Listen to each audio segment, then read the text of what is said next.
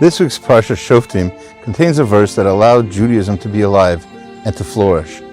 If questions of law or practice come up that have not been taught before, we must go to the judges of our day, trusted rabbis.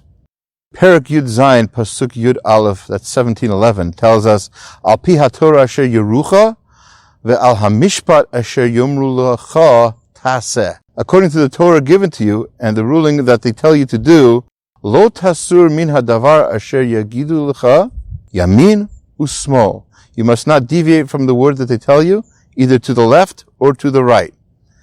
This is the basis of the oral law. The Torah is giving the rabbis explicit permission to interpret new cases to not stray to the left or to the right, and the Torah is telling us we have to trust these people. Yes, they are human, and yes, they could make mistakes, but they don't come to their positions of authority through a popularity contest, or because they have the right last name, or went to the right school. They gain the trust of their communities and peers through their wisdom and righteous behavior. Rabbi Eliyahu Lopian once told my Rosh Yeshiva, Rabbi Yisrael Rakowski, that the difference between Torah-observant Judaism and other Jewish groups is not so much about trust in God as much as trust in people. We live in a time when we find it difficult to trust people, and it's understandable. Everyone has an agenda.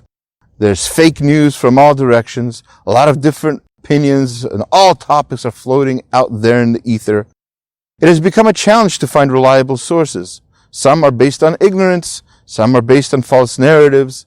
The Mishnah in Avot, Perek Aleph Mishnah Vav, that's 1:6, tells us, Aseh lecha rav, make for yourself a teacher. Choose a reliable source. That way the Torah you learn will connect through the chain of Masorah back to Moshe, our original teacher. What kind of Torah does one get without this attachment to authenticity? The Talmud, in Shabbat Lamed Aleph Amud Aleph, tells the story of a convert who was learning with the famous Hillel. He told Hillel, I want to learn the Torah, but not with the oral law.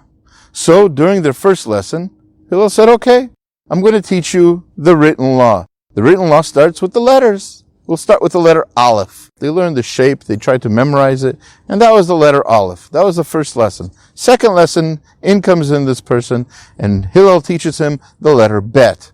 The shape of it, the sound of it, everything you need to know about the letter Bet. That was the end of that lesson. Next day comes in the convert, and Hillel says, today's our third lesson, it's time for a quiz. He shows them the letter Aleph, and he says, what letter is this? And the convert says, Aleph! And says, Hillel, no, Bet. The convert's confused. Hillel brings in the letter Bet, shows it to him, and he says, what letter is this? He says, Bet. No, that's an Aleph. But yesterday it was the opposite. So Hillel said, you trusted me yesterday about the letters, rely on me also about the oral law.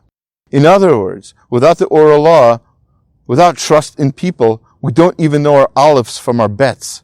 So if you want to live an authentic Torah life, a Judaism that is vibrant and alive as it deals with the current issues of the day, we have to join that chain that brings us to truth by trusting the reliable sources that ground us in the Torah of Moshe.